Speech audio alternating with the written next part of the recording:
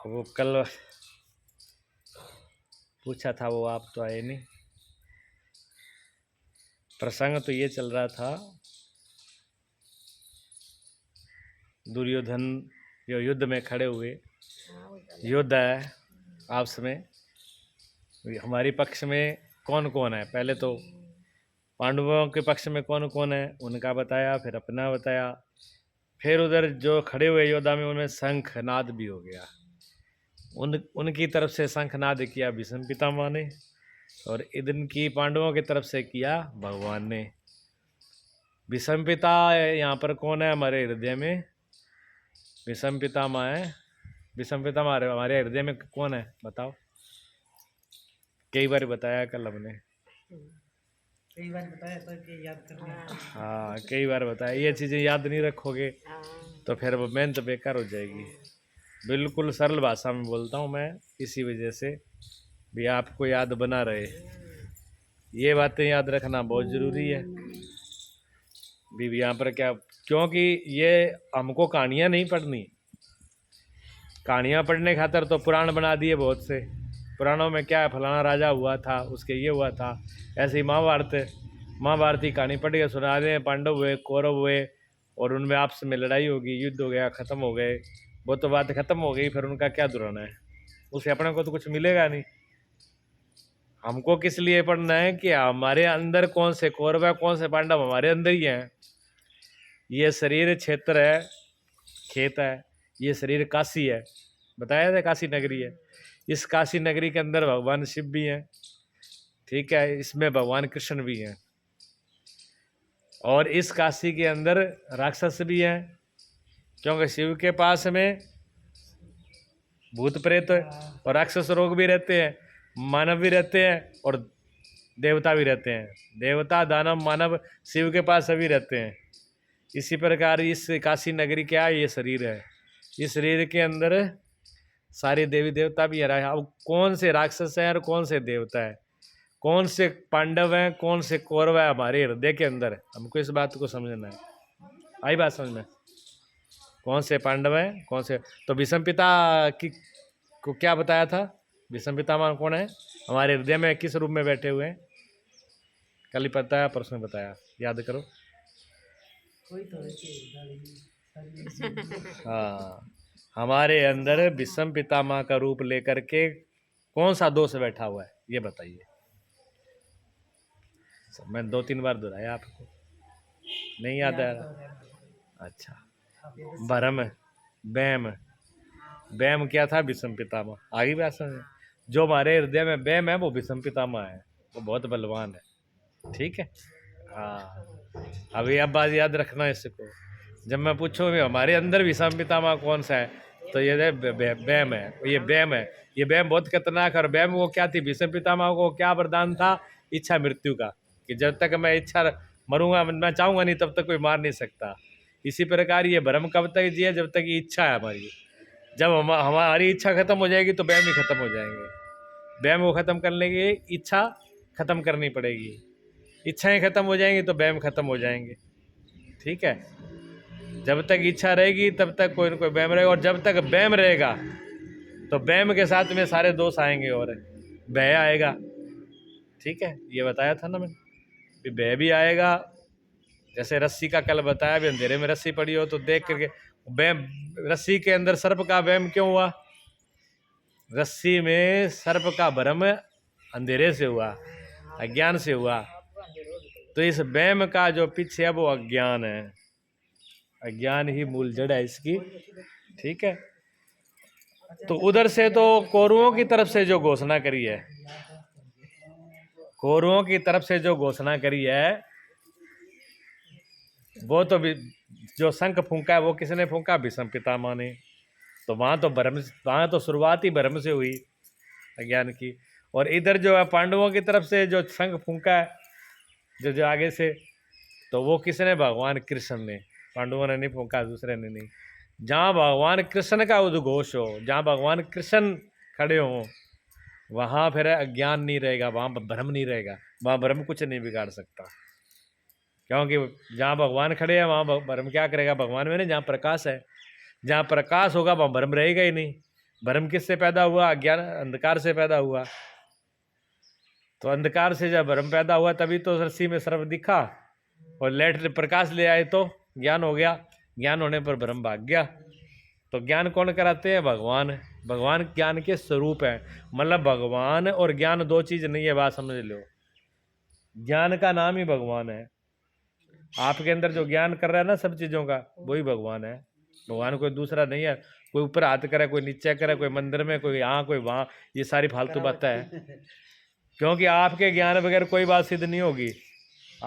आपकी वो ज्ञान, ये ज्ञान बुद्धि वाला ज्ञान नहीं, आंख वाला ज्ञान नहीं, मन वाला ज्ञान नहीं। आंख वाला ज्ञान भी रोज बदलता है, घटता है, बढ़ता है। मन वाला ज्ञान मिनट मिनट में बदलता है, खराब होता है। ठीक है ना? बुद्धि का ज्ञान भी कभी कम होता है, कभी ज़्यादा होता है, कभी बेहोशी में रहता भी नहीं है। लेकिन जो कभी ज्ञान हमेशा रहता है, आंख में ज्ञान हो तब भी, ना हो तब भी, मन सही हो तब भी, ना सही, बुद्धि सही हो तब भी। जब बुद्धि नहीं रहती रात को नींद में तब भी ज्ञान रहता है आपको। भी मैं रात को सोया था, अंदर कोई ना कोई बैठा है, वो बैठा है ना। उस ज्ञान का नाम क्या है? ज्ञान। उस ज्ञान का नाम क्या है? परमात्मा। उस ज्ञान का नाम क्या है? आत्मा। इसलिए सबसे पहले एक बात निश्चय कर लो कि वो ज्ञान मैं हूँ। मैं क्या हूँ? मैं ज्ञान हूँ। ज्ञान को बोध कहते हैं, ज्ञान को सत्य कहते हैं, ज्ञान को चित्त कहते हैं, ज्ञान को आनंद कहते हैं। ठीक है? याद किस को रखना है? ज्ञान को। भगवान, ये गीता में क्या है? ज्ञान। समझना क्या है? ज्ञान। समझना किसको है? ज्ञान को। किससे समझना है? ज्ञान से समझना है। बिना ज्ञान के तो समझ में आएगी नहीं। ज्ञान है तभी तो ज्ञान समझ में आएगा। अगर अंदर ज्ञान नहीं हो तो कैसे समझ में आ जाएगा? बाहर वाले ज्ञान तो सारे बहाने हैं। बाहर का कोई ज्ञान काम नहीं करेगा। जब तक अंदर का ज्ञान नहीं हो तो बाहर का कोई भी ज्ञान काम नहीं करेगा। अर्जुन को अंदर का थोड़ा बहुत ज्ञान था, पूरा ज्ञान तो नहीं था, लेकिन थोड़ा बहुत विचार है, इसलिए उसको बातें उठ रही है। नहीं तो दुर्योधन को नहीं उठी। बुद्धू आदमी को कभी विचार उठेगा ही नहीं। गीता सुने, गीता सुने, ये किसको ज्ञान उठेगा? जिसके अंदर थोड़ा बहुत समझ होगी, वो ही समझेगा। अभी मैं गीता सुनूं, मैं सत्संग सुनूं, मैं शास्त्र सुनूं, मैं वेदांत सुनूं, मैं आत्मा बात परमात्मा को समझूं। वो कौन ऐसा समझ सुनेगा? जिसमें अंदर थोड़ा बहुत होगा। जिसको थोड़ा भी अंदर ज्ञान नहीं हो, समझ नहीं होगी, वो कुछ नहीं सुनेगा। वो ना दूसरों की, ना वो अपनी नहीं सुनता, दूसरों की क्या सुनेगा? वो तो सुनने की तरह, हाँ, वो सुनने की तरह होता है। मतलब जैसे पशु होते हैं, मूर्ख होते हैं, ऐसा होता है। अच्छा, जो ज्ञानी है उसको जरूरत नहीं, ज्ञानी पुरुष को तो जरूरत नहीं, उसको तो ज्ञान है। तो ये ज्ञान दो जनों के लिए नहीं। जो भ्रम पैदा होता है, जो संशय पैदा होता है, जो द्विधा होती है, वो बीच के आदमी को होती है।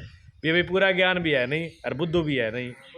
हाँ, तो अर्जुन बुद्धू तो है नहीं, समझदार है। इसलिए अर्जुन अनेक प्रकार के प्रश्न करता है। वो करेगा आगे चल करके। अब इसी में आगे जो हम पढ़ेंगे, इसमें गीता में आगे, अभी इसी में आज ही वो बताएगा भी मैं क्यों मारूं युद्ध। भगवान कहेगा प्रभु इनको मार के क्या होगा? इन योद्धाओं को मारने से पहले तो ये योद्धा हमारा बिगाड़ा क्या है? और इन योद्धा को मान लो मैं मार भी देता हूँ तो इनके मारने के पीछे ये अकेले तो है नहीं। इनके पीछे क्या है? इनकी पत्नियां हैं, इनके बच्चे हैं, इनका घर परिवार है। वो सारे अनाथ हो जाएंगे, सब उजड़ जाएंगे। कितना बड़ा पाप होगा, कितना बड़ा अनर्थ होगा। तो ये बुद्धिमान आदमी सोच सकता है, ये बुद्धि तो सोचेगा नहीं। अंधेरे में किसी को बटन दबाना हो, आदमी सामने ना खड़ा और उसको बटन दबा दो, बस उसने बटन दबा दिया, कितने लोग मरे, तो उसको तो दिमाग में आएगी नहीं बात है। और सामने आदमी खड़ा हो फिर उसको मारना है, वो भी एक नहीं, 1000 2000 लाख आदमी सामने खड़े हैं, अभी सबको मारना है। तो आदमी 4 बार सोचे हुए इनको मार करके फिर इनका पाप लगेगा है, फिर इनको मार करके मुझे क्या मिलेगा? तो आदमी सोचेगा तो कैसे मारेगा फटाफट? फिर दिक्कत होगी ना। तो सारी ये बातें किसके मन में उठती हैं? समझदार के मन में उठती हैं। समझदार के मन में बातें उठती हैं। सत्संग सुनना भी समझदार आदमी के मन में उठता है। भी सत्संग सुने, जिसके अंदर समझ नहीं होती वो सत्संग भी नहीं सुन सकता, गीता भी नहीं सुन सकता। गीता वही सुनेगा जिसमें थोड़ा बहुत अंदर कुछ हो। ये कोई भैंसों बकरियों के लिए नहीं है। ये गीता सत्संग ये समझदारों के लिए, साधकों के लिए, जो भगवान के तरफ, सत्य की तरफ, ज्ञान की तरफ है। भगवान में नहीं, ज्ञान की तरफ जो जाना चाहते हैं, ये उनके लिए है। ठीक है? आपने ये पूछा था एक पहले शुरुआत वाले दिन, मेरे को बात याद आ गई। कहा था भी ये गीता भगवान ने कितनी देर में सुना दी होगी युद्ध में, ये बात आपने कही थी।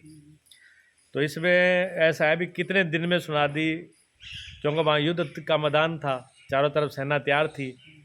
तो जैसे हम और आप पढ़ रहे हैं, अगर ऐसे पढ़ते तो बहुत टाइम लगता। बहुत टाइम लगता। तो ये बात तो निश्चित है भी हमारे आपकी तरह तो नहीं सुनाई गई भी अब तो शांति से बैठे हैं, कोई खतरा तो है नहीं भी, ना लड़ने के, ना सामने दुश्मन के ऊपर बंदूक तान के खड़ा, ना कोई तलवार लटकी। वहाँ तो आपने सामने बिल्कुल तन के खड़े हुई थी सेना। तो वहाँ इतना टाइम तो नहीं लगेगा जितना हम लगा रहे हैं, उतना टाइम वहाँ पर नहीं लगा था। अच्छा, उतना टाइम नहीं लगा और फिर कभी सीधी सीधी पढ़ के सुनाए, तब भी 18 अध्याय 700 श्लोक हैं। 18 अध्याय 700 श्लोक सीधे पढ़े तो भी बहुत टाइम लगता है, ठीक है ना। फिर एक बात और थी उसमें कि अर्जुन और भगवान तो सामने खड़े हैं, इसका जो व्याख्यान किया गया है वो संजय ने किया है बैठ करके युद्ध के मैदान में। तो किसी को पता ही नहीं भी भगवान ने क्या बोला है और अर्जुन ने क्या सुना है। ये सारी घटना कौन बता रहा है? संजय बता रहा है। किसको? धृतराष्ट्र को। इसलिए इसकी शुरुआत भी धृतराष्ट्र से हुई है। भी संजय वहां बैठे के बता रहा है सबको। अच्छा, वो तो महल में बैठा हुआ है, वो तो युद्ध में नहीं बैठा हुआ, तो वो तो आराम से सारी बातें धीरजता से बताएगा ना। तो उसको तो टाइम लगा है। तो ये गीता जो है वैसे तो महाभारत से निकली, लेकिन महाभारत के अंदर ये नहीं थी। कुछ विद्वानों का ऐसा भी मानना है भी इस गीता को तो संजय ने बताया, तो वो बाद में इस गीता को अलग से लिखा गया। हाँ, घटी सुनाई भगवान कृष्ण नहीं है, वो जैसी जैसी सुनाई, क्योंकि और उसको संजय को दिख भी रहा था और सुन भी रहा था, दोनों काम हो रहे थे।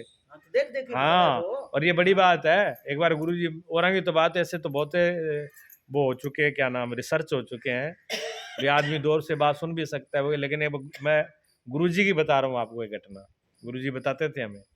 गुरुजी कह रहे हैं कि एक बार हम जब शंकर की ढानी वहाँ रहते थे उस आश्रम में, तो वहाँ रहते थे, तो गुरुजी उस टाइम में कहते हैं कि मैं अभी टाइम में मतलब योग का अभ्यास ज़्यादा कर रहे थे। तो योग का अभ्यास कर रहे थे, तो कहते हैं बैठे बैठे पता नहीं अंदर से कौन सी मतलब अंदर शक्ति जागृत हो गई कि लोग बैठे 5-6 किलोमीटर बात कर रहे हैं, और मुझे ऐसे मालूम पड़े जो मेरे कान की बात कर रहे हैं। लोग 5-6 किलोमीटर बात करें और गुरुजी को बात सुने ऐसे कैसे। हाँ, क्या मैं कई दिन तक बड़ी झंझट हुई कि वो पता नहीं क्या अंदर से शुरू हो गया काम, लोग कहीं बैठ के बात करें और वो मुझे सुन जाए। हाँ हाँ, और दिख सुन जाता है, और फिर वो क्या हो कि फिर वो ऐसे दिख भी जाता है। 1000 किलोमीटर बैठे ऐसे भी आज भी लोग हैं जो बहुत हजारों किलोमीटर बैठ के आंख बंद करके बैठ के देख भी लेते हैं, बता भी देते हैं क्या हो रहा है वहां पर, ऐसा भी है। तो ये संजय को ऐसी शक्ति दे दी थी कि वो वहाँ से देख भी रहा था और सुन भी रहा था, दोनों काम हो रहे थे। तो ये वहाँ पर की गई। तो बहुत से लोग विद्वानों ने कहा कि ये जो गीता भगवान अर्जुन ने सुनी और भगवान ने कही, वो ऐसे बोल करके नहीं कही गई थी, वो सिर्फ मन का संवाद हुआ था उनका, मन से मन की बात हुई थी। हाँ, मन से मन की बात होना, मुंह से नहीं बोलना। ऐसा होता है, कभी आपने किया है ऐसा? कई बार मुंह से नहीं कहना होता है, अगला बात समझ जाए। कभी कभी तो जिंदगी में जरूर हुआ होगा, आपने सोच देखो भी आप कोई बात कहना चाहते हो, ठीक है ना, बात कहना चाहते हो और आप मुंह से नहीं कहते, आप अपने मन में कहते हो और वो अगले को समझ में आ जाती है। और कई बार ऐसा होता है कि अगला आदमी सोचता है भी यह बात आपको कह दूं और वो कहता नहीं और आप समझ जाते हो। ऐसा होता है ना? होता है, समझ। तो मनो मन की बात होती है कि नहीं? हमारी पूरी क्यों नहीं होती? हम कभी कभी समझते हैं। देखो, कभी कभी आपने देखना कि आप सोचते हो कि फलाने को फ़ोन पर बात कर लें, आप मन में ये सोचते हो कि फलाना फ़ोन करके बात करें और तब तक उसका फ़ोन आ जाता है कि मैं तो सोचा ही लात्री घंटी आ गई क्या होती है। तो ये क्या हुआ, ये मन से मन का तार जुड़ा, ठीक है, मन से तार जुड़ा, तो हमारा मन शुद्ध है, हमारा हृदय शुद्ध है। और जब हमारा मन अशुद्ध है, हृदय अशुद्ध है, तो हम ज़्यादा बात नहीं कर पाते। कभी कभी हमारा कनेक्शन जुड़ जाता है थोड़ा बहुत। कभी कभी आपने ये देखा होगा कि माँ का बेटा 1000 किलोमीटर दूर है और वो उस बेटे पर कोई तकलीफ आ जाती है तो माँ बेचैन हो जाती है। माँ बेचैन हो जाती है कि बच्चे को होती है, वो पूरा ये नहीं जान पाती भी बात क्या है, पर बाकी कि मेरा मन नहीं लग रहा, मेरे बेचैनी हो रही है, किन की हुआ, वो कुछ ना कुछ होने वाला है, ऐसा करेगी। मैंने बहुत सी माताओं को देखा है ऐसे करती हैं, भी कुछ ना कुछ होगा। मेरा मन ऐसा हो रहा है, मेरे मन में उदासी आ रही है, जब मेरा मन बेचैन हो रहा है, ऐसी बातें होती है ना, तो बात कहीं 1000 किलोमीटर बैठा हुआ बच्चा है, बात वहाँ हो रही है और हृदय हमारा यहाँ पर दुखी हो रहा है, तो हमारा अंदर से तार जुड़ा हुआ है कि नहीं हुआ? जुड़ा है ना हमारा तार। हाँ, ये हमारे अंदर से तार जुड़ने से होता है ये। तो पर हमारा ये कभी कभी होता है और किसी किसी के साथ तार जुड़ा होता है तब होता है ये। लेकिन जब हृदय बिल्कुल शुद्ध हो, जिसका बहुत हृदय शीशे तरह साफ हो, तो कहते हैं गुरुओं को बोलना नहीं पड़ता, गुरुओं की बात मन की अपने आप हो जाती है। जो गुरु बोलना चाहते हैं ना, वो खुद को पता लग जाता है। मैं अपने जीवन की घटना बता देता हूँ आपको, वैसे कुछ बातें कहने की होती है नहीं, पर प्रसंग बस बता देता हूँ। गुरुजी का ऑपरेशन हुआ था, आपको सबको मालूम है, हुआ था ना, इसी जगह पर आज जहाँ बैठे हम।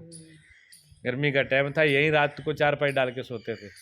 गुरुजी का एक स्वभाव था, गुरुजी कभी किसी से कहते नहीं थे अगर पानी पीना है ना, तो ये नहीं कहते आप गिलास पानी का ले आओ।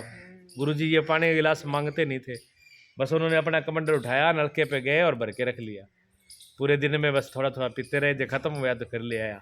उन्होंने मांगना तो है ही नहीं, किसी से कहना तो है ही नहीं भी तू ये काम कर दे।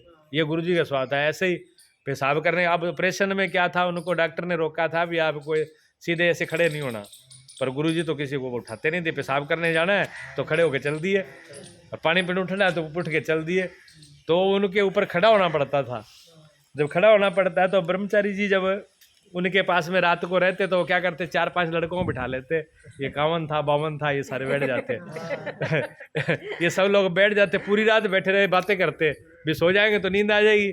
गुरुजी को रात को जल देना है और पेशाब करेंगे तो जाना पड़ेगा, तो उनको उठाना पड़ेगा। अच्छा, फिर हमारी ड्यूटी लगी। हाँ, बात है, मैंने कहा आप सब लोग सो जाओ, मेरे पास कोई नहीं बैठा, मैं सब सो जाओ। अच्छा, मैं कभी लड़कों को लेके जा बैठा नहीं, मेरी आदत शुरू से है। मेरे पास लड़के उतनी देर ही बैठे जितनी देर काम के बाद, फालतू कभी लड़कों को लेके मैं बैठा नहीं आज तक, ना मेरे पास इतना टाइम होता। तो मैंने कहा आप सब जाओ, मैं गुरुजी को अपने आप देख लूँगा। अच्छा, गुरुजी ऐसे जैसे ये ऐसे चारपाई लगाई, गुरुजी ऐसे सो गए और हमें जो है आगे नीचे ऐसे सोते थे, साथ में लगाया ऐसे जैसे आपका आसन ऐसे, वैसे ले और चद्दर ओढ़ी सो गया। लेट जाता था मैं लेट जाता था। जब गुरुजी मतलब पानी की प्यास लगती और मन में ये करते कि मुझे प्यास लग रही है, तो मुझे ऐसा होता जैसे मुझे गुरुजी ने बुलाया है, और मैं खड़ा हो जाता, मैं खड़ा होकर बैठ जाता, मैं गुरुजी जल लेके आऊँ कि हाँ, तो प्यास दिए खड़े होने से पहले।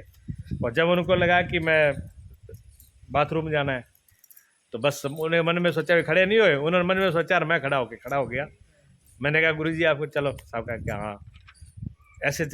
ऐसे होता रहा 21 दिन लगातार। हाँ, 21 दिन लगातार ये चला, और ये नहीं कि मैं सोता नहीं, मैं सो भी जाता था। फिर मुझे गुरुजी कहने लगे कि तू ये बता, तू सोता है कि जागता है मैं तेरे को कभी आवाज़ नहीं लगाता हूँ, फिर भी तुझे मालूम पड़ जाता है तू सोता है कि जागता है। मैं गुरुजी आपकी कृपा, मुझे पता नहीं, मुझे तो आप ही जगा देते हो। हाँ, तो गुरुजी हंस गए, हंस करके, अब उनको तो सब पता ही था, वो हंस करके गए। तो ये मैंने अपने जीवन में देखा 21 दिन में, मतलब मेरे को जगाया नहीं, गुरुजी ने मन में किया और मुझे मालूम पड़ा। तो जहाँ पर हृदय एक हो जाता है, शुद्ध हो जाता है, वहाँ दूसरे के हृदय की बात समझ पकड़ने लगती है। आगे बात समझे। ऐसे गौतम बुद्ध की भी एक कथा आती है। गौतम बुद्ध शिष्यों को सत्संग सुनाते थे। शिष्यों को सत्संग सुनाते तो क्या होता, वैसे जैसे प्रवचन होते ऐसे होते थे। एक दिन उन्होंने कहा आज मैं सबसे ज़िंदगी का कीमती उपदेश करूंगा, कल सब लोग तैयारी करके आना। ठीक है, अब सारे शिष्य बड़ी तैयारी करके आए भी आज गुरुजी ज़िंदगी की सारी कीमती चीज़ बताएंगे। सब आके बैठ गए और गौतम बुद्ध आए, आकर के उन्होंने गुलाब का फूल उनके हाथ में, और आकर के बैठ गए आसन पर। आसन में बैठ के बस फूल को ऐसे लेकर के बस फूल को देखते रहे। उस फूल को देखते रहे, लोगों ने कहा अभी बोलेंगे, शिष्य देखते रहे। फिर एक शिष्य ने कहा आज गुरुजी तो पता नहीं क्या बात है, बोल नहीं रहे। फिर दूसरे ने थोड़ा बोलना शुरू कर दिया, फिर आपस में गुणगुण करके अपनी सी बात करके ही तो बातें करके चल पड़े। घंटे के में आप ये समझो भी 75% चले गए, 25 ही बचे।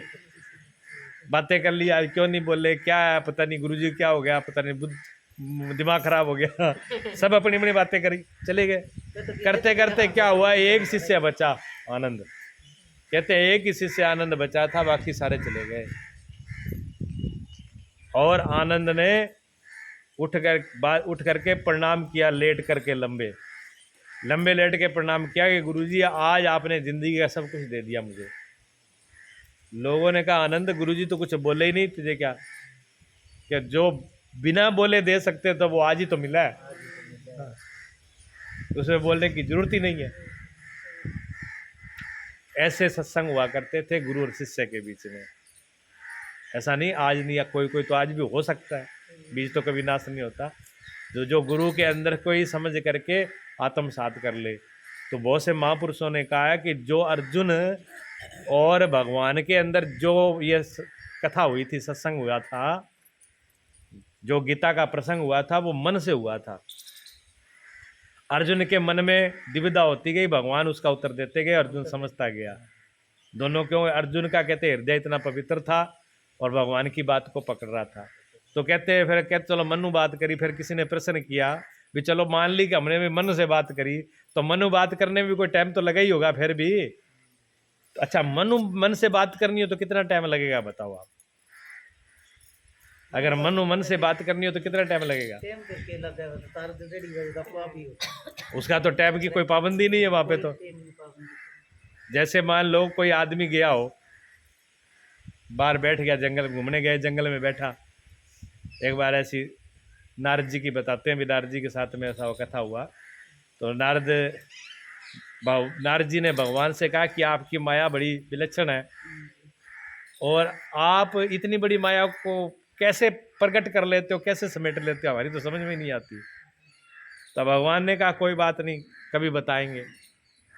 तो ऐसे कर, ये तो हम बाद में बताते हैं, पहले एक काम कर, तू बगीचे से फूल लेके आ। अब नारद जी को गा दिया बगीचा में फूल लेने के लिए। नारद जी बगीचे में फैलने गया। अब भगवान की तो लीला थी, जैसे नारद जी बगीचे में फूल लेने जाते हैं तो वहां देखते हैं एक सुंदर सी राजकुमारी आई हुई है। अब नारद जी तो राजकुमारी की तरफ देख करके वो तो मोहित हो गए। अब फूल वाल तो गए भूल है, अब राजकुमारी की तरफ देखने लगे। अब मन ही मन में देखने लगे राजकुमारी बहुत सुंदर है, बहुत सुंदर है। अब देखते देख के और बैठ गए वहां पर। अब बैठ के सोचने लगे, राजकुमारी से बात नहीं करी ना उसको बुलाया, लेकिन वहाँ बैठ के सोचने लगे कि राजकुमारी बहुत सुंदर है और बहुत राजा की बेटी है, धन दौलत वाली भी है। जैसे मेरी ब्याह हो जाए तो फिर तो मौज बन जाएगी, धन भी आ जाएगा और बहू भी आ जाएगी। अब नारद जी बैठे बैठे मन में सोच लिया और आंख बंद करके सोचते जाए, फिर अच्छा बहू आ जाएगी, फिर मैं ऐसे महल में रहूँगा, मैं बहुत महल सुंदर होगा, फिर मेरे बच्चे होंगे, फिर मैं खिलाएंगे, फिर मैं उनके साथ ऐसे करूँगा। मतलब पूरा महल बाल बच्चे सारा बूढ़ा हो गया। अर्थी करने पहुँच गया।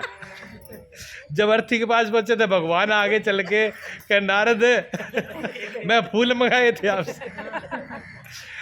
तब एकदम उठेगा भगवान फूल तो मंगाए, मैं कुछ सोचने लगा, दुविधा में पड़ गया। भगवान ने कहा कि देख मेरी माया ऐसी है नारद, मेरी माया ऐसी है, देख एक मिनट बैठा है तू इस पत्थर पे, और 1 मिनट में तूने राजकुमारी को देखा और ब्याह शादी हो गया, बच्चे भी हो गए और बुढ़ा भी हो गया और अर्थी भी सज गई, सारा काम कर लिया।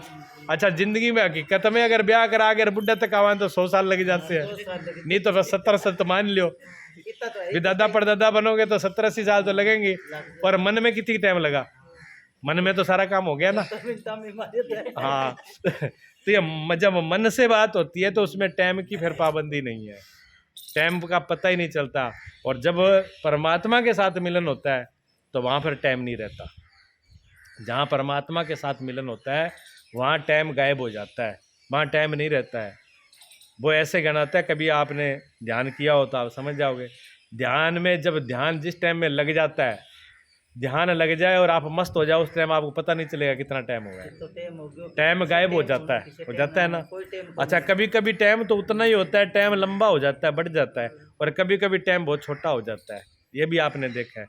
जब आपके सुख की घड़ी हो ना, सुख का काम हो, कोई फंक्शन हो, सुखी का काम हो, सुख की बात हो, तो आपको पता ही नहीं लगता कि टाइम हो गया, इतना मेरा ही नहीं पड़ा चल गए।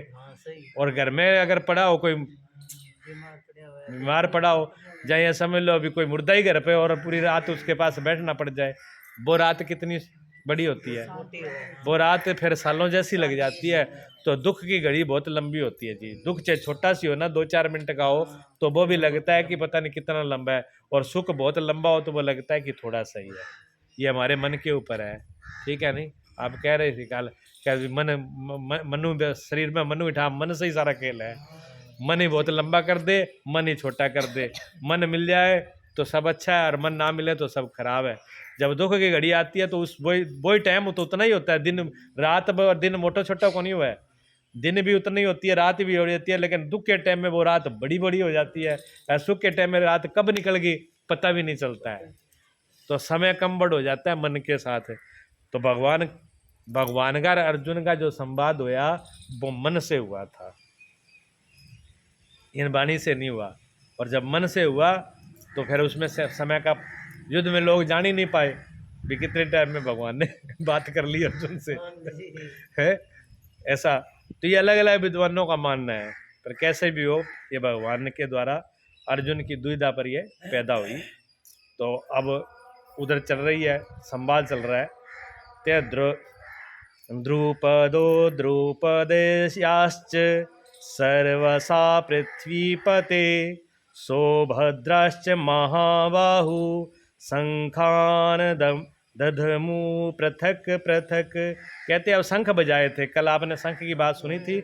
उधर भीष्म पितामह ने शंख बजाया, उधर भगवान ने शंख बजाए, फिर पांडवों ने शंख बजाए, उनमें ऐसे अलग अलग सब शंख बजाए हैं। तो उसमें कौन है? द्रौपदी के भी 5 पुत्र हैं, 5 बेटा उसमें द्रौपदी के भी है युद्ध में।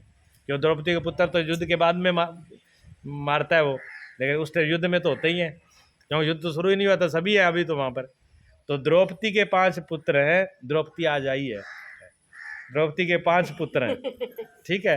द्रौपदी के 5 पुत्र कौन कौन से हैं? कहते हैं सुहृदता, पहले बेटे का नाम है सुहृदता, जो हमारे अंदर है, हमारे हृदय में जो बैठा है ना। मैंने कहा हमारे हृदय में भीष्म पितामह कौन है?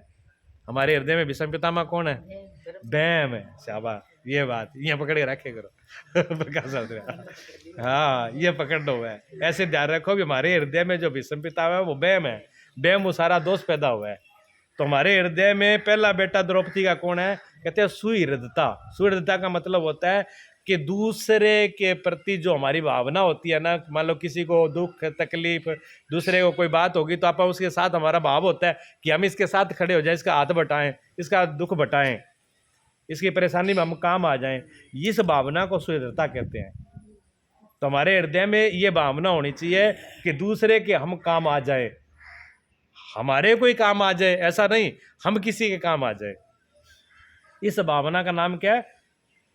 इस भावना का है सुहृदता, इस भावना का नाम है। तो ये भावना हमारे होना है। ये द्रौपदी का पहला बेटा है, ठीक है। द्रौपदी का दूसरा बेटा क्या है? वात्सल्यता। द्रौपदी का दूसरा बेटा है जी वात्सल्य नाम है। हमारे हृदय में वात्सल्य का मतलब होता है बच्चों के अंदर जो प्यार की भावना होती है, छोटे बच्चों को देखकर हमारे अंदर जो प्यार आता है, जो वात्सल्य, जो प्यार है। एक तो प्रेम बराबर में होता है, उसको तो प्रेम बोलते हैं। जो छोटों के साथ प्रेम होता है उसको वात्सल्य बोलते हैं। माँ का बेटे के प्रति, छोटे बच्चों के प्रति वात्सल्य होता है, प्रेम नहीं होता, उसको वात्सल्य बोला जाता है। तो दूसरा बेटा का नाम वात्सल्य है, वो हमारे हृदय में है ना। ये सारी चीज़ अपने हृदय में है कि नहीं बताओ? है, ये है हमारे अंदर, ये देवी संपत्ति है। इसलिए मैंने कहा कौरव और पांडव सारे अपने हृदय में है। वे पांडव भी अपने अंदर मिलेगा, कौरव भी अपने अंदर मिलेगा, तो इनको ध्यान रखना है। तो अच्छा, तीसरा बेटा का नाम क्या है? तीसरा बेटा का नाम है लावण्य। लावण्य, लावण्य का मतलब जो मधुरता होती है, मधुरता, स्वाद में मधुरता होती है, मिठास जो होती है, मिठासपन। एक कहते नहीं आदमी बड़ो खारो है, बुलाने कोई काम नहीं है। क्या बोलते हैं? ये आदमी बड़ा खरा है, इसको बुलाने का काम नहीं है। देखो तब एक अकड़ ही रहेगा। एक तो अकड़ होती है, एक में अकड़ नहीं होती है, सरलता होती है, सामान्य होती है, लावण्यता होती है? तो वो भी ये तीसरा बेटा द्रौपदी का। चौथा बेटा क्या है? सौम्यता।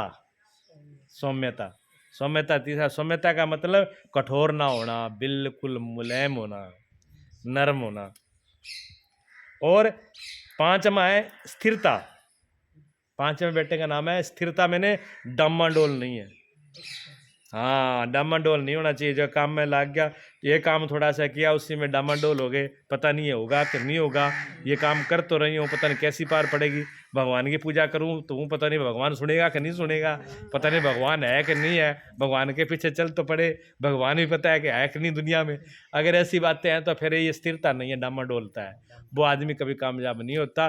पहले निश्चय स्थिरता होनी चाहिए हृदय में भी, जो हम कर रहे हैं बिल्कुल सही कर रहे हैं, और भगवान भी है, पूजा भी है, भगत भी है, ज्ञान भी है। ठीक है ना। ये 5 पुत्र हमारे हृदय में है। ये पांचों को पांचों क्या महारथी है, जबरदस्त योद्धा है। जिसके हृदय में ये 5 होते हैं वो हृदय उसका मजबूत होता है। ठीक है। जिसमें लावण्यता हो, वात्सल्य हो, सुहृदता हो, और सौम्यता हो, स्थिरता हो, वो क्या में घबराएगा है। तथा बड़ी बड़ी भुजा वाले अभिमन्यु, और अभिमन्यु है बहुत उम्र तो 16 साल थी, महायोद्धा था अभिमन्यु। इनने सब ने पृथक पृथक शंख बजाए, इन सब ने फिर अलग अलग शंख बजाए। भुजा कार्य क्षेत्र का प्रतीक है। जब मन भय से रहित हो जाता है तो उसकी पहुंच बहुत दूर तक होती है। कहते हैं लंबी लंबी भुजा वाले कौन है? अभिमन्यु। ऐसे कहते हैं ना कि फलाना आदमी का हाथ बहुत लंबा है, भाई भी ऐसा पंगा ना लियो, ऐसे कहते हैं ना। फलाने आदमी को मत छोड़ना छेड़ना भाई, उसके हाथ बहुत लंबे है। अब हाथ तो लंबे का मतलब ये थोड़ी है कि अपने हाथ तो 2 फुट के और उसके हाथ कोई 50 फुट के है, ऐसा नहीं होता। उसका कहने का मतलब होता है भी इसकी जानकारी बहुत लंबी चौड़ी है, इसके जान पहचान बहुत लंबी है, इसको छेड़ने से नुकसान भी हो सकता है। ठीक है ना। हाँ, उसका हाथ है, ये हाथ है तो लंबे, ऐसे अभिमन्यु के लिए बोलते हैं कि वो लंबे हाथों वाला। मैंने उनकी अच्छा, उसका जो क्षेत्रफल है वो उसकी बहुत लंबे चौड़े तक उसकी शक्ति है, उसकी पहचान, उसकी ताकत बड़ी है, बड़ी ताकत को बोलते हैं। आई समझ में? हाँ। तो अभी आप ये एक बात तो पक्का समझ लो, एक बात पक्की कर लो आज गीता सुन के भी, ये इस बात से तो कभी डरना ही मत कि हम अकेले हैं। ये समझ लो पूरा महाभारत हमारे साथ में हाँ, किसी से डरने की जरूरत नहीं है। पूरे की पूरी योद्धा हमारे साथ में है, हमारे अंदर बैठे हुए हैं, हमारा कोई कुछ बिगाड़ नहीं सकता। इसलिए ऐसा तो सोचे मत कि हम अकेले हैं। आप अकेले नहीं हो, आपके साथ तो पूरी महारथी बैठे हुए हैं, आपके हृदय में पूरी फौज है आपके साथ, आपको डरने की जरूरत नहीं है। इसलिए तो संत देखो राम तीर्थ हुए, वो कहते थे शहनशाह, मैं शहनशाह हूँ, राजाओं का राजा हूँ मैं। राजा मेरे आगे क्या चीज़ है, मैं राजाओं का भी बड़ा राजा हूँ। ठीक है ना। जिनको अपनी शक्तियों का पता लग जाता है वो महाराजा है, और जिसको शक्ति का पता नहीं है वो भिखारी है। भिखारी कौन होता है? जो समझे मेरे पास कुछ नहीं है। राजा कौन है? जिसको पता लग जाए मेरे पास सब कुछ है, वही राजा है। ठीक है ना। हे राजन, इन सब ने अलग अलग शंख बजाए, कुछ न कुछ दूरी सभी तय कराते हैं, इनका पालन आवश्यक है, इसलिए इनके नाम गिनाए। इसके अतिरिक्त दूरी ऐसी है जो मन बुद्धि से परे है। भगवान स्वयं ही अंतःकरण में विराज कर तय कराते हैं। इधर सृष्टि बनाकर आत्मा से खड़े हो जाते हैं, सामने स्वयं खड़े होकर अपना परिचय देते हैं। उधर सृष्टि रह जाते हैं, उधर सामने खड़े होकर परिचय देते हैं। जितने भी ये नाम गिनाए ना, सुहृदता, प्रेम, वात्सल्यता, स्थिरता, ये जितने भी नाम गिनाए गए हैं, इन सब से क्या होगा? इन सब से आदमी परमात्मा के पास पहुंचता है। ये सब जरूरी है। भगवान जो भगवान के रास्ते पे चलता है, जो परमात्मा को पाना चाहता है, उसका हृदय कठोर नहीं होना चाहिए, उसके हृदय में वात्सलता होनी चाहिए, स्थिरता होनी चाहिए, डामाडोल नहीं होना चाहिए। ये सारे गुण जिसके हृदय में आ जाता है वो उतने भगवान के नेड़े हो जाते हैं, और फिर भगवान स्वयं ही कृपा करके खड़े हो जाते हैं हृदय के अंदर। हाँ, फिर आएंगे। सा घोषो धात्राष्ट्राणाम हृदयानि वेदारयत, नभश्च पृथ्वी इम चैव तुमोलो वेनुदायन।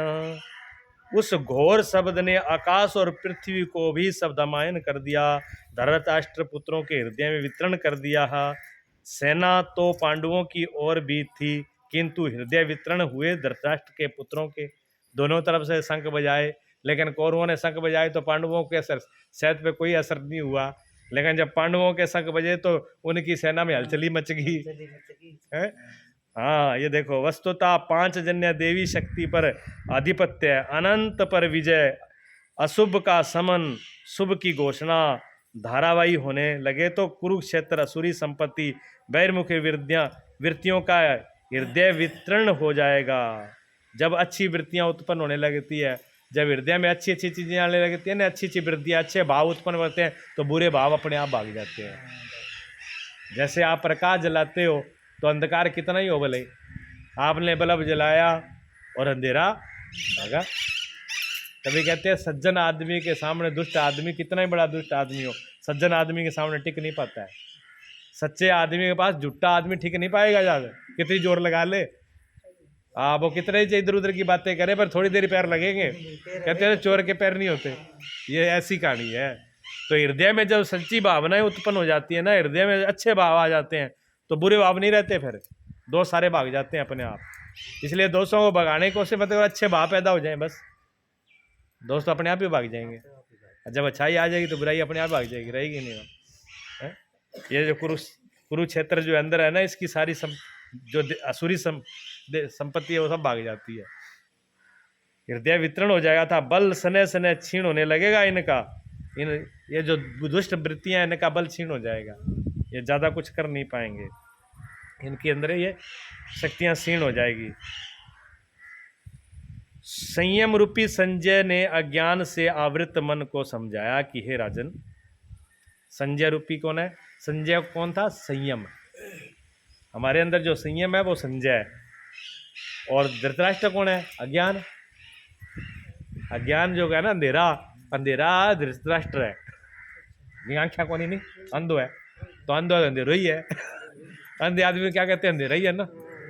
अब कोई अच्छा किसी की आंख हो, समझ लो भाई आंख दोनों है, दिख है, दोनों की आंख है और दिख रहा है, और वो चले ठोकर खा के गिर जाए तो क्या कहोगे? यहाँ क्या अंधेरा ही है, दिखा को नहीं, अंधे। तो अंधेरा उसी को बोलते हैं जो आंखों से अंधा हो। तो आपने अंदर जद ऐसी समझ लो भी दिखाई नहीं दे, जब समझ नहीं आए, जब अज्ञान घेर ले हमको, जब अज्ञान हमको घेर ले, तब ये समझना कि धृतराष्ट्र बैठ गया, आ गयो धृतराष्ट्र। कौन? अंधली आ गयो माँ, वो आंधा जो है वो हमारे अंदर आ गया जब दिखाई ना दे तब, ठीक है। वह आंधली है, पत्नी है नहीं फिर। हाँ देखो, जब अज्ञान, मैं क्या, जब एक अंधकार आ जाए, अंधकार आ जाता है, अंधेरा आ जाता है, तो अंधेरे आने के बाद में भ्रम आ गया, वहम आ गया। वहम तो विषम पितामह है, फिर भी आएगा, ईर्षा भी आएगी, जलन भी आएगी, तो भाई आंधा साहब पट्टियां बांध के और आ जाएगी नहीं सके। अब अंधा का तो फिर लारा भी फौजा होगी। जब सेनापति अंधा होगा तो पीछे सेना भी कैसी होगी? आंख वाले थोड़ी, अच्छा अंधे के पीछे आंख वाले चलेंगे कि अंधे चलेंगे बताओ? अंधे बिना आंख वाले के पीछे तो जिसकी आंखें नहीं है वही तो चलेगा। अच्छा, आंख वाला अंधे के पीछे क्यों चलेगा भाई? उसको दिखे, वो तो अंधे को कहेगा कि तेरे को दिखाई नहीं देता, तू मेरे पीछे चल। है देखा आप, जहाँ 10-20 अंधे हो वो एक लाइन बना के चलते हैं, अंधे के पीछे अंधों की लाइन लगी चलती है। उनके पीछे आंख वाला कभी नहीं चलेगा लाइन लगा करके। आंख वाला तो हाथ पकड़ के भी नहीं चलेगा, आंख वाला तो हाथ खोल करके अपनी आंख से चलेगा, ठीक है ना। तो अंधा के पीछे पर भगवान पट्टी बांध रखी नहीं, गंधारी, नाम ही गंधारी है। जगह में गंदा है, गंद मैंने बदबू। खैर भी उनके पीछे कुछ ना कुछ तो अच्छी करती है बेचारी। इसके उपरांत कपि ध्वज, कपि ध्वज किसको बोलते हैं पता है? कपि ध्वज मैंने झंडा, कपि हनुमान जी। हाँ, हनुमान जी विराजमान है कहाँ? अर्जुन के रथ पर। हनुमान जी अर्जुन के रथ के ऊपर झंडे में विराजमान है। झंडा, जहाँ पर भगवान होंगे, जहाँ ज्ञान होगा, जहाँ पर भक्त होगा, जहाँ भगवान होंगे, वहाँ पर वैराग भी होगा। झंडा वहाँ पर विजय होगी। वो झंडा किसका है? विजय उस पर कौन बैठे? हनुमान जी। हनुमान जी किसका रूप है? वैराग के, जो किसी से भी बंधन नहीं देते, सबको आज़ाद कर देते हैं हनुमान जी, सबको खोल देते हैं। इसलिए हनुमान जी जब लंका में गए तो सभी देवी देवता और ये शनि ग्रह जिसकी आप पूजा कर रहे हो, ये सारे बाँ बंधे हुए उल्टे लटका रखे थे रावण ने। हाँ, हनुमान जी ने जाके सबको छुड़ा दिए, छुटा दिया। ठीक है ना। और आप उनके उन्होंने रावण ने उनको बांध रखा था ग्रहों को, और ग्रहों से आप बंधे हो। क्यों बंधे हो? बैराग नहीं है, दुनिया की राग चाहिए। अगर बैराग हो ना, हनुमान जी का जो पुजारी है, हनुमान जी की जो सेवा करता है, हनुमान, हनुमान शब्द का अर्थ पता है आपको क्या है? हनुमान, हनु कहते हैं मारने को। किसको? मान को। मान मैंने अहंकार को। जिसने अपने अहंकार को मान लिया वो हनुमान जी है, वो हनुमान जी का पुजारी है। जिसने अपने अहंकार को मार दिया हो, जिसका अहंकार मर गया हो, उसका कोई ग्रह कुछ नहीं बिगाड़ सकता। जब तक अहंकार है तब तो सारा ग्रह सिर पर चढ़ जाएगा। तो हनुमान जी कौन है? हनुमान वैराग है, किसी से राग नहीं है। वैराग्य की ध्वजा है, जिसका ध्वज राष्ट्र का प्रतीक माना जाता है। कुछ लोग कहते हैं कि ध्वजा चंचल भी है, ध्वजा ऐसे लहराती रहती है, इसलिए कपि ध्वज कहा गया है। कि बंदर है नहीं, बंदर चक्कर कौन बैठा है, अच्छा। बंदर की तरह उछलता ही रहता है। कोई उछला नहीं, बंदर तेरा चक्कर कौन बैठा है, हाँ, कहाँ पर? उछल रहा है। तो कहते हैं अब झंडा भी है, वो भी टिक कर नहीं रहता, वो भी हिलता ही रहता है, इसलिए झंडे को कपि ध्वज कह दिया। किंतु यहाँ कपि धारणा बंदर नहीं, स्वयं हनुमान थे, स्वयं हनुमान जी है, वहाँ कोई बंदर के लिए संबोधित नहीं किया। जिन्होंने मान अपमान का हनन कर दिया, ना उनका मान है ना अपमान है, मान और अपमान दोनों का ही हनन कर दिया, ऐसे हनुमान जी विराजमान है। इसलिए सम मान निरादर आदर ही, उनका चाहे मान करो चाहे अपमान करो, उनको कोई फर्क नहीं पड़ता, ऐसी उनकी स्थिति। इसलिए जो परमात्मा के रास्ते पर चलता है, जो धर्म के रास्ते पर चलता है, जो सत्य के रास्ते पर चलता है, वो मान अपमान ना समझे कि लोग मुझे क्या कहेंगे। हनुमान जी की तरह वो निर्माण हो जाए, चाहे लोग कुछ बके, चाहे हमारे को अच्छे कहे चाहे बुरे कहे, वो जाने, उनका काम जाने, अपन अपने रास्ता देखना है। भगत अपने रास्ते से चलता है, वो लोगों की परवाह नहीं करते हुए क्या करते हैं। जो लोगों की परवाह करे वो भगत हो नहीं सकता, वो भगवान के रास्ते पे चलेगा नहीं। इसलिए ना मीरा ने परवाह करी, ना गोपियों ने, ना कबीर साहब ने, ना नानक देव जी ने। जो इस रास्ते पे चला उन्होंने कभी भगवान दुनिया की परवाह नहीं करी, और दुनिया की परवाह करे वो कभी इस रास्ते पे चल ही नहीं पाएगा। हाँ, दुनिया की परवाह करता है जिसका राग होता है। जिसने दुनिया से बैराग हो गया, दुनिया को लेना देना नहीं, तुम अच्छे कह रहे हो खराब कह रहे हो, क्या फर्क पड़ रहा है। अच्छा, दुनिया बढ़ाई करते तो क्या हो जाएगा? कुछ मिल जाएगा? कुछ नहीं मिलेगा। अब बुराई करने से क्या हो जाएगा? कुछ नहीं, वो तो उसकी जुबान है। प्रकृति की देखा सुनी वस्तुओं से, विषयों से राग का त्याग ही वैराग्य है। जो भी संसार में दिख रहा है, जो भी सुन रहे हो, उनके प्रति राग हट जाना ही वैराग है। राग का मतलब होता है चिपक जाना, मोह कर लेना, ममता कर लेना। संसार की चीजों में ममता ना रखो तो वैराग अंदर आ जाएगा। जब वैराग आ जाएगा तो हनुमान जी जैसी ताकत आ जाएगी, मैंने कोई हरा नहीं सकता। अच्छा, आदमी क्यों हारता है? राग से हारता है। घटा मोह ममता नहीं, उससे हारता है आदमी। माँ बाप अपने बच्चों से क्यों हारते हैं? माँ बाप बच्चों से इसलिए हारते हैं कि बच्चों में राग है। अगर मोह ना हुआ नहीं तो एक चल तू तेरा मेरा 1 मिनट का काम है 1 मिनट में सल्ट जाए, बस बात खत्म हो जाए। फिर छिपा लिया, क्योंकि इसी का नाम राग है, इसी का नाम राग है। और न चिपका उसका नाम बैराग है। बैराग आ जाता है, उसमें ताकत होती है, बाहरता नहीं, दबता नहीं है। आपने देखा है कोई भी डॉक्टर अपनी पत्नी, अपनी बच्ची का, अपने बेटे का ऑपरेशन नहीं कर सकता, माँ बाप का ऑपरेशन नहीं कर सकता। खुद का डॉक्टर अपनी माँ का ऑपरेशन नहीं कर पाएगा, अपनी बेटे का ऑपरेशन नहीं कर पाएगा, दूसरे डॉक्टर से कराएगा। क्यों? हाथ कांप जाएंगे, मुंह आ जाएगा, राग आ जाएगा। अभी मैं चक्कू कैसे चलाऊं पर, दूसरे की छाती पर आप जाओगे तो 1 मिनट में चला देंगे। पहले लिखवा लेंगे, मरेगी तो आपकी, जीगी तो आपकी, अपने को तो करना है। देखो, मुंह आने से क्या है कि डॉक्टर का हाथ नहीं चलेगा, कांपने लग गया, डॉक्टर की ताकत खत्म हो गई मुंह आने से। और जब मुंह नहीं रहता है तो देख लो वही हाथ होते हैं, वही हाथ है 1 मिनट में बाढ़ के गिर देते हैं। हाँ, ये ध्वजा। उस अर्जुन ने व्यवस्थित रूप से धृतराष्ट्र पुत्रों को खड़े देकर शस्त्र चलाने की तैयारी से समय धनुष उठा करके, जो हृदय के सर्वज्ञाता है, उन योगेश्वर कृष्ण से ये वचन कहा। अब अर्जुन सामने खड़े हैं, आ गए सामने, आमने सामने हो गए। ठीक है, अब अर्जुन जो है योगेश्वर जो है भगवान, यानी जो अपने हृदय में सबके ज्ञाता है उनसे बात कर रहे हैं। जब मन डामाडोल हो तो जब तक आत्मा में नहीं ठहर जाओगे तब तक मन टिकेगा नहीं बिना आत्मा के।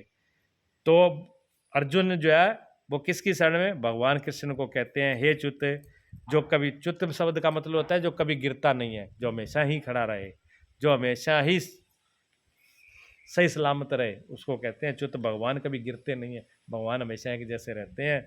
मेरे रथ को दोनों सेनाओं के बीच में खड़ा कीजिए, जहाँ सारथी को दिया गया आदेश नहीं, इष्ट सदगुरु से की गई प्रार्थना है।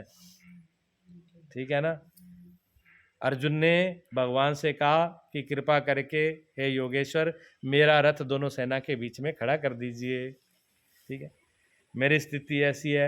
यहाँ पर कहते हैं कि शिष्य गुरु से प्रार्थना करता है कि मुझे दोनों तरफ से, मुझे ऐसी जगह पर खड़ा कर दीजिए कि मैं दोनों तरफ से देख सकूं, किसको? संसार को और दिव्य लोक माने देवताओं को और असुरों को, अच्छाई को और बुराई को, धर्म को और अधर्म को, सच्चाई को और झूठ को, मैं दोनों को देख सकूं। मेरे को ऐसी अकल दे दो, ऐसी जगह ऐसी दृष्टि दे दो कि मैं देख सकूं। मेरा रथ ऐसी जगह पे खड़ा कर दो जिससे मैं दोनों सेनाओं को देख सकूं। ये बात कही ना। तो शिष्य सदगुरु से कहता है कि मेरे को ऐसी दृष्टि दे दो, ऐसा ज्ञान दे दो कि क्या सच है, क्या झूठ है, क्या सत्य है, क्या असत्य है, मुझे किधर जाना चाहिए, नहीं जाना, मैं देख लूं। पहले इतनी अकल तो आ जाए। और जब तक इतनी अकल नहीं आएगी तब तक कैसे चलेगा? वो नहीं चल सकता ना। इतना करने के लिए, इतना समझने के लिए भी सदगुरु की जरूरत है, नहीं तो समझ में आएगा नहीं। हाँ, क्योंकि जब तक ये मालूम नहीं पड़े कि अच्छाई क्या है तब तक बुराई का पता नहीं पड़ेगा, और जब तक ये पता नहीं चलेगा बुराई क्या है तब तक अच्छाई का मालूम नहीं पड़ेगा। दोनों में भेद तो हो।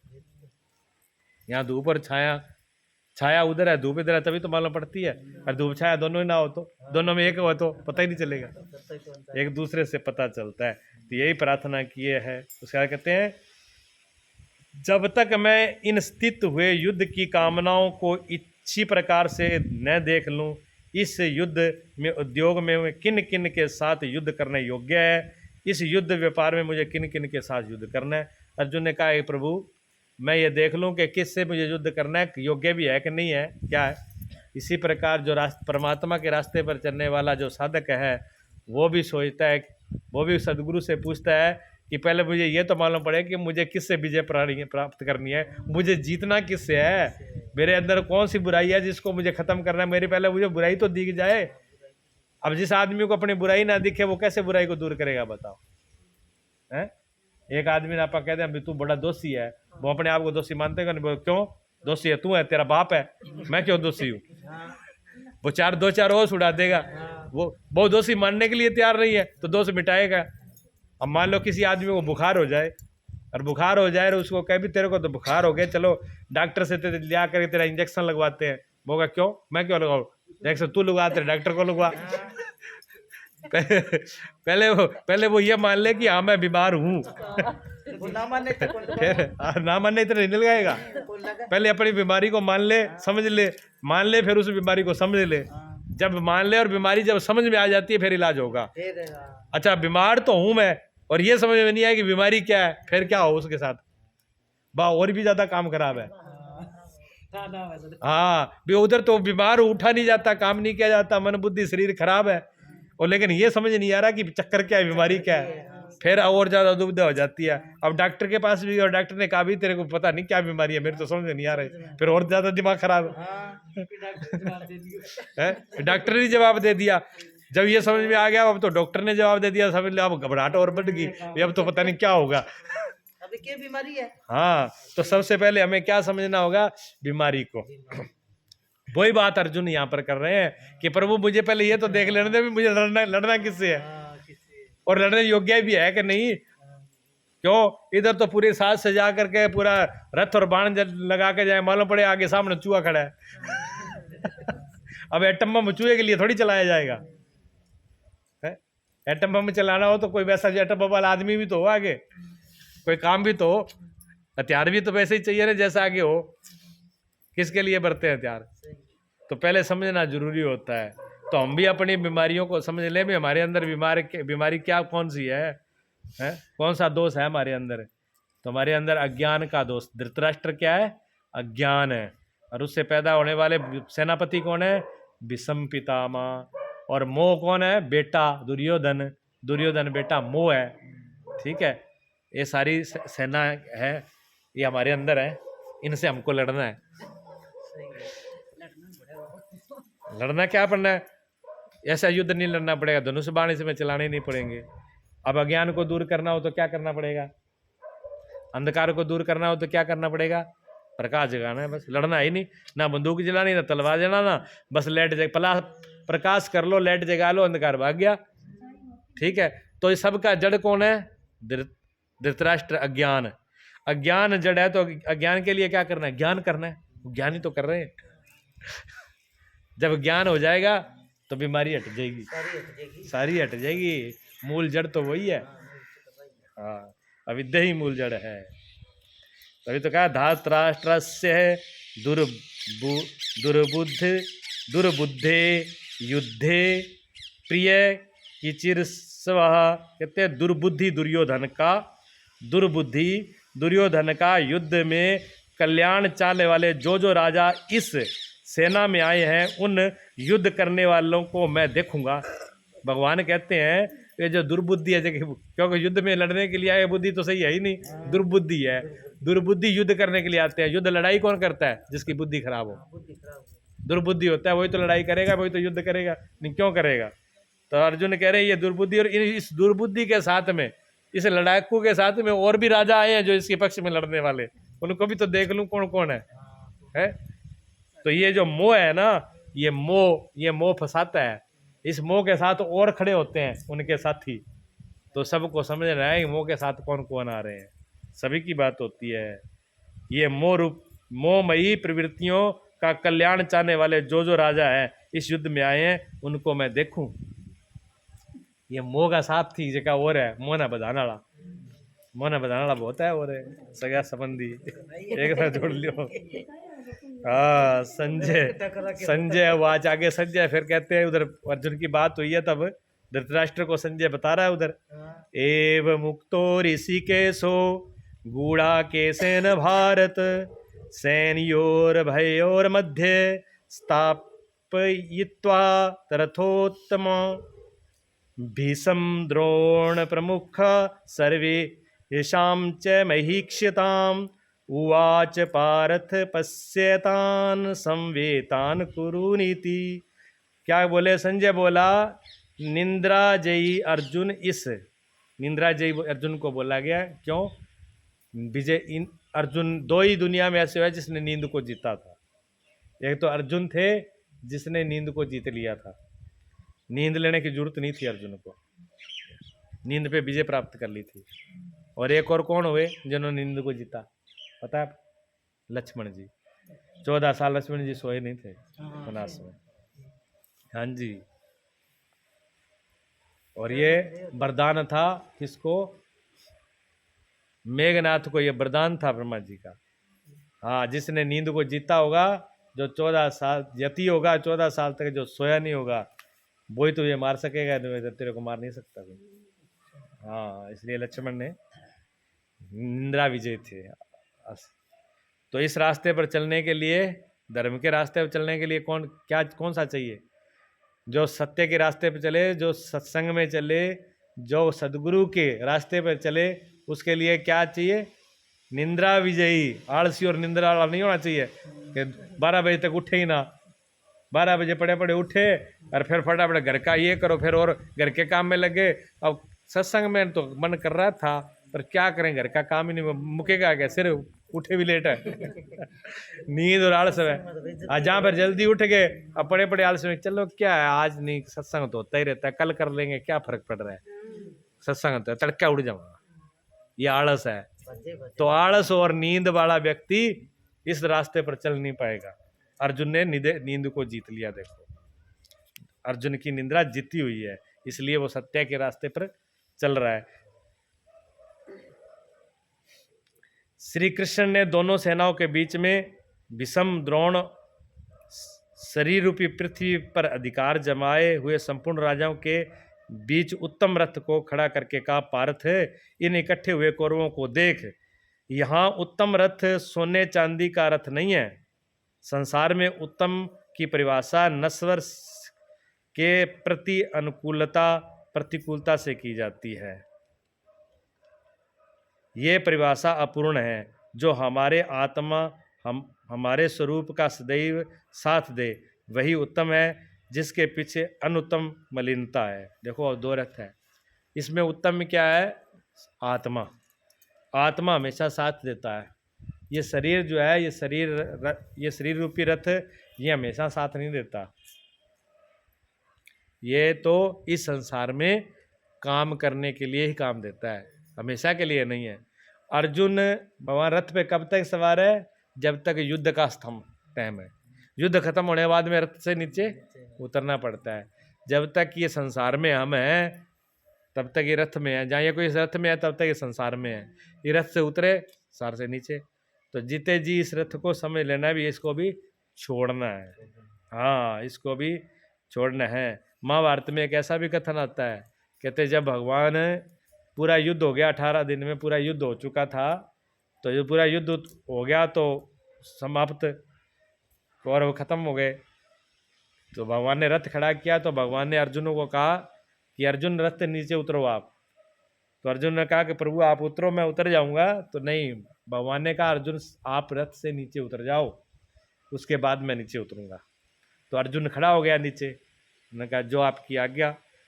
जैसे ही भगवान उतरते हैं और उससे नीचे, तो ऐसे तुरंत साथ की साथ इधर भगवान ने पैर नीचे रखा है और वो रथ राख की ढेरी हो गया। राख की ढेरी हो गया। जो अर्जुन ने कहा भगवान ये क्या खेल, ये क्या चमत्कार हुआ? भगवान ने कहा चमत्कार कुछ नहीं है, पहले ही दिन युद्ध में जब भीष्म पितामह ने बाण चलाया था उसी दिन ये रथ जल गया था। इसको तो मैंने अपने संकल्प से बांध के रखा हुआ था भी, जब तक युद्ध है तब तक ये बना रहे। तो जिस दिन ये पैदा होता है ना संसार में, पहले दिन इसकी मौत हो जाती है। पहले दिन ही मरना शुरू हो जाता है। ये इधर जन्म लिया और इधर ये मरना साथ के साथ ही शुरू हो जाता है। लेकिन फिर भी ये रहता है 100 साल तक। क्यों? भगवान ने इसको टेक रखा है संग, हमारे कर्मों की, हमारी इच्छा की, भगवान की शक्ति से ये चलता रहता है। इसे काम लेना होता है। लेकिन युद्ध के बाद इस रथ के रहते रहते अपने सब काम कर लेना चाहिए। आई समझ में? इस युद्ध के रहते रहते सब काम कर लेना चाहिए। लेकिन हम लोग आलस करते हैं। हम सोचते हैं फिर इससे काम कर लेंगे, फिर इससे काम कर लेंगे। ये लगता है ना, ये ऐसा इतना जितना इसको हमने समझ रखा है हमेशा रहने वाला, ऐसा नहीं है। ये काम लेने के लिए है। जो हमारे दोष हैं, जो जन्म मरण है, जिन दोषों की वजह से हमारा जन्म और मरण होता है, जो राग द्वेष मोह ममता तेरा मेरा है, उसको जीतने के लिए ये रथ मिला है हमको। आई समझ में? इसलिए इस रथ का उपयोग करना है। ये रथ रहते रहते ये ना हो कि भगवान इससे हट जाए और बाद में रथ की राख की ढेरी बन जाए, फिर पछतावा हो जाए, युद्ध लड़ना पड़े। किससे लड़े? फिर युद्ध लड़ा नहीं जाएगा। ठीक है ना? उसके उपरांत अचूक लक्ष्य वाले पार्थिव शरीर को रथ बनाने वाले पार्थिव कहते हैं मिट्टी का। पार्थिव यानी मिट्टी होता है। प्रदीप मिश्रा क्या बोलते हैं? पार्थिव के शिवलिंग बना करके पूजा करो, फिर उसका विसर्जन करो, बोलते हैं। तो पार्थिव का शिवलिंग किससे बनता है बताओ? मिट्टी हो। पार्थिव मिट्टी को कहते हैं। तो ये शरीर किसका है? पार्थिव यानी मिट्टी। ये मिट्टी का है। असली शिव जी की पूजा ये है। इस मिट्टी के शरीर का इसका उपयोग कर लो, इसकी पूजा कर लो, बाद में विसर्जन पानी में तिराई आओ। पानी में तिरेगा ये, चाहे अग्नि में डाल देना, चाहे पानी में, चाहे मिट्टी में, काम यही होना है। असली काम तो ये है।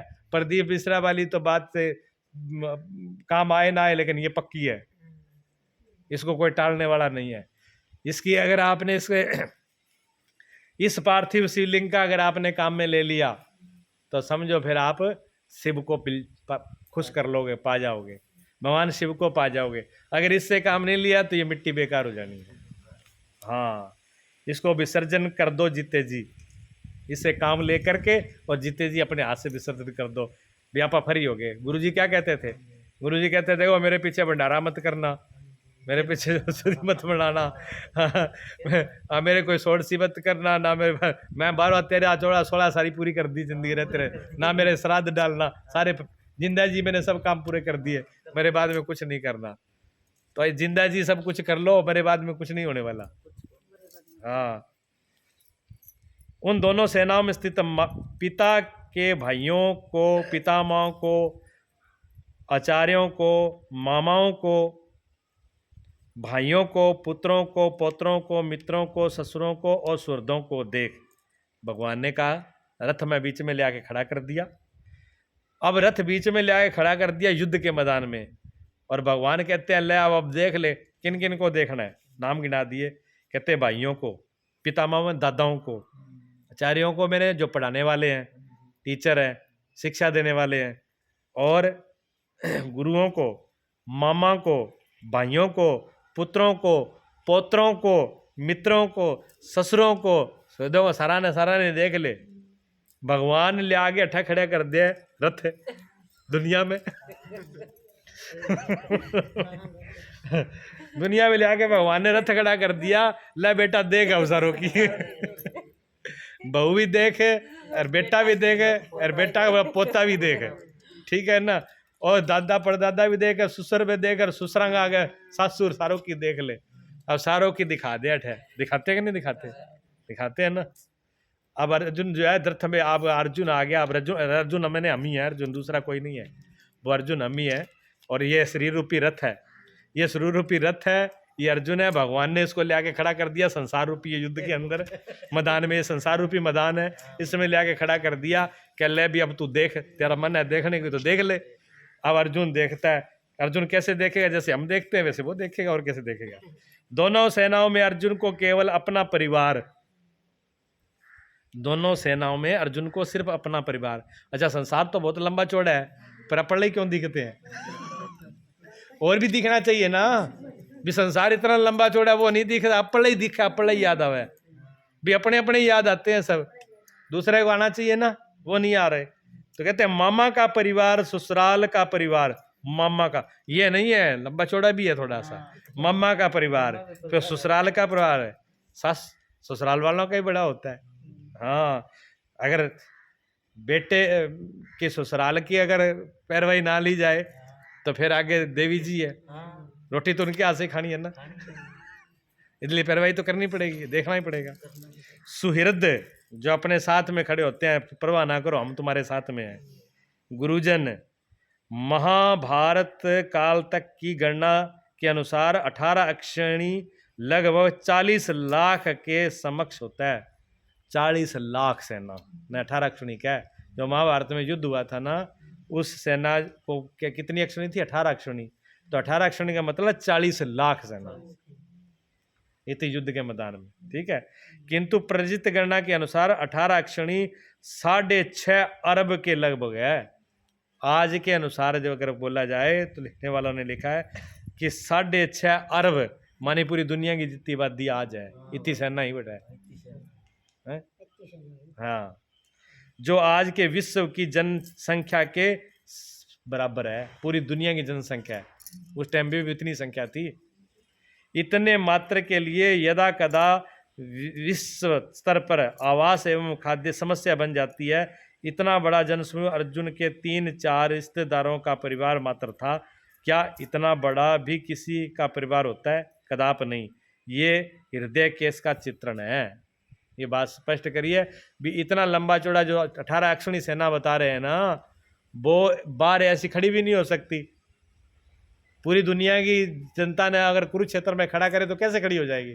नहीं होता, ऐसा नहीं था, इतनी बड़ी सेना नहीं थी। क्या था? ये तो अपने हृदय के अंदर इतनी बड़ी आबादी, मन में देखी आपने। अच्छा, इतने लोग, पूरी दुनिया के लोग मन में खटा जाएंगे नहीं खटा जाएंगे? बताओ, मन में तो आ जाते हैं ना। बाहर का पूरा परिवार घर में पूरा नहीं आता, उनको जगह नहीं मिलती, लेकिन मन में कितना बसा लेते हैं हम। मन में तो पूरी दुनिया बसा लेते हैं। तो ये मन का ही चित्र है कि हमने पूरी दुनिया को मन में बसा दिया। पहले तो मेरा परिवार, मेरा दादा पोता, फिर ससुर, फिर मामा, फिर यहाँ, फिर मेरा देश, और फिर फलाना, पूरे दुनिया के अंदर बिठा ली है। तो कितना बड़ा ठेकेदारी करी है। अब ये सब हमारे हो गए। इस प्रकार बड़े खड़े हुए उन संपूर्ण बंधुओं को देखकर अत्यंत करुणा से आवृत वह कुंती पुत्र अर्जुन शोक करता हुआ बोला। अर्जुन शोक करने लगा क्योंकि उसने देखा कि ये सब तो सब अपना ही परिवार है। जब अर्जुन ने देखा आकर के कि इतना बड़ा लंबा चौड़ा परिवार वो है सारा मेरा ही, तो मारूं किसको? हैं? अपने साथ भी यही हुआ, संसार में आके फंस गए। अब यहाँ पर आकर के किसको छोड़ने और किसको पकड़े? सब अपने अपने मेरे मेरे करके सब भर तो लिए। अब भर तो लिया, अब छोड़ना बड़ा मुश्किल है। जिसको मेरा करके भर लिया। अच्छा सोचो आप भी, जब तक आपने अपना बेटा नहीं ब्याया, बेटे की शादी नहीं करी, तब तक जो बहू थी वहाँ रिश्तेदार से और बहू से कोई लेना देना नहीं था। कोई लेना देना था नहीं था ना ये पता था कौन सी बेटी जो है हमारी बहू बनेगी। फिर बेटी को बहू बना लिया, फिर उनके माँ बाप सासू ससुरा हो गया, फिर उनके साथ में और पूरा जुड़ गया उनका परिवार। अब सारे परिवार को अंदर बिठा लिया। जब वो नहीं रिश्ता जुड़ा था तब तक तो उनमें कोई मरता कोई जीता कोई लेना देना नहीं था।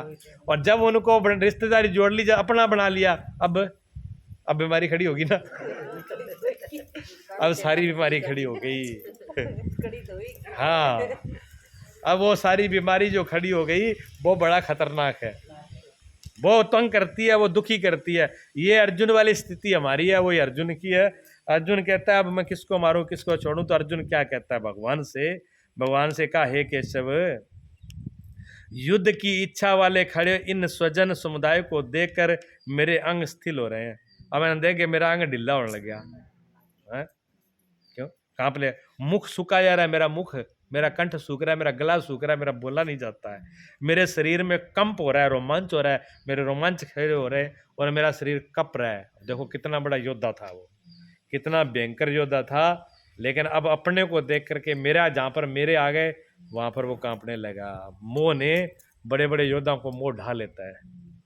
मोह और शोक जो ऐसा है, बड़े बड़े योद्धा को जब कोई घटना आ जाती है तो बड़े से बड़ा शरीर भी फिर काम नहीं करता है।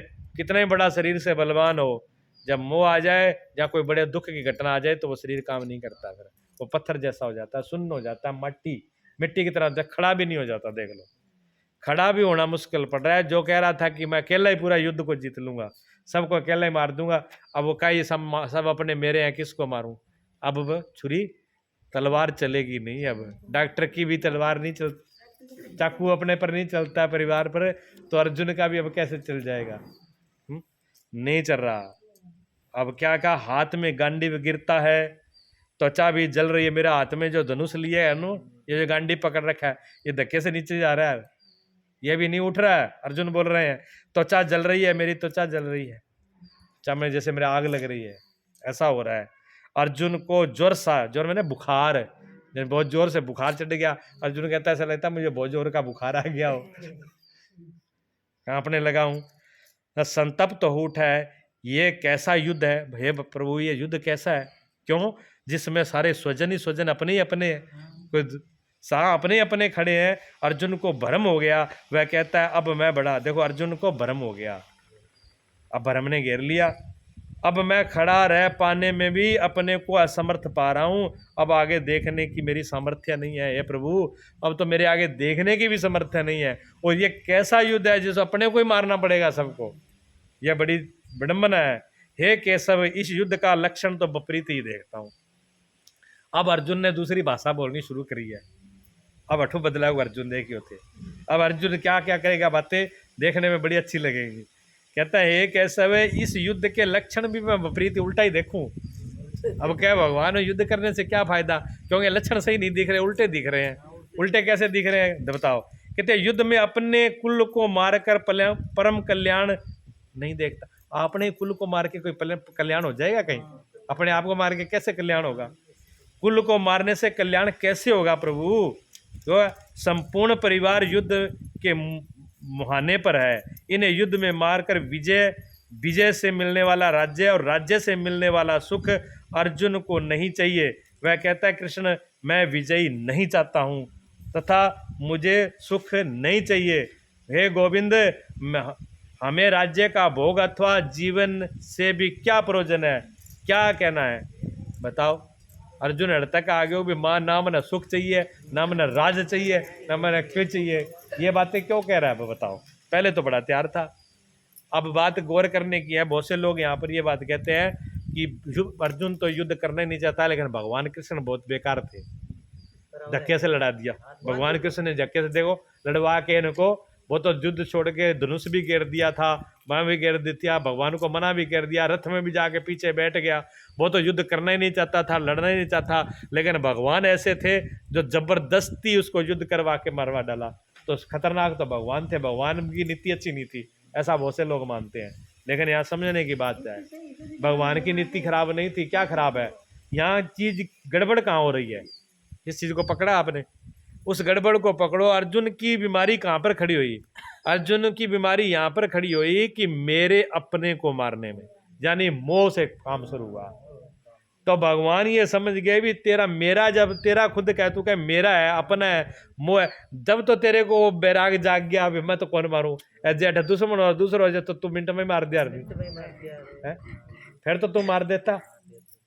अच्छा दूसरी एक बात और बता दे, संसार में दुश्मन से छूटना आसान है, दुश्मन से तो छूट जाओगे, दुश्मन से पकड़ नहीं होती, दुश्मन मरे जिए, दुश्मन में कोई घटा हो जाए तो खुशी और हो जाती है, होती है ना। लेकिन अपने दुश्मन से छूटना आसान है और अपनों से छूटना औखा है ना। अपने वालों को छोड़ना औखा होता है, परायों को छोड़ने में देर नहीं लगती है। तो अर्जुन बंधा हुआ है किससे, अपनों से, और भगवान को छुड़ाना है। जब भगवान को छुड़ाना है तो भगवान ने तो फिर वही काम करने जिससे छूटे, तो भगवान ने वही काम करना है जिससे छूटे। तो भगवान क्या उपाय कर रहे हैं, भगवान क्या कह रहे हैं, भगवान यही कह रहे हैं कि अर्जुन है, भगवान भाजने नहीं देंगे इसको।